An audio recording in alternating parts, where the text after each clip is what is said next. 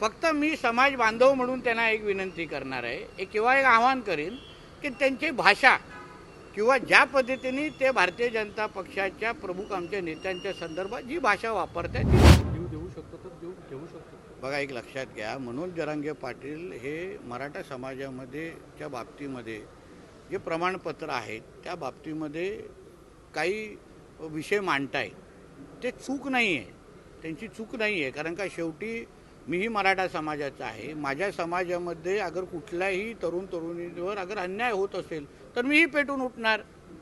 चुका असतील तर चुका सुधारल्याच पाहिजे.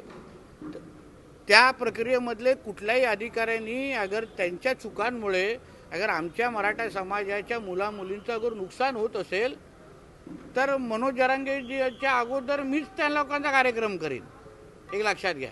आणि म्हणून मनोज जरांगे पाटील जे भांडतायत, भूमिका घेत आहेत ते समाज हिताचे आहे.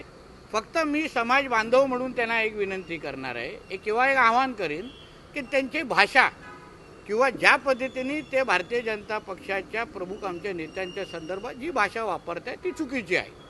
आपल्याला मराठा समाजाच्या मुलामुली तरुण तरुणींचं अगर भलं करायचं असेल तर आपल्या सरकारशी योग्य संवाद ठेवून आपल्याला तो मार्ग काढणं सोपं आहे. कारण आम्हीही आमच्याही कोकणात आमच्या कोकणाच्या भाषेत सांगितलं कोण सडके आंबे असतील ज्यांच्यामुळे आमच्या मराठा समाजाचा तरुण तरुणीचं नुकसान होत असेल त्यांना आम्ही सोडणार नाही, विषयच नाही. पण त्या निमित्ताने बावनकुळेजींबद्दल विरोधात बोलणं, त्यामुळे अन्य आमच्या प्रमुख नेत्यांबद्दल विरोधात बोलणं, त्याच्यामुळे विषय भरकटतोय.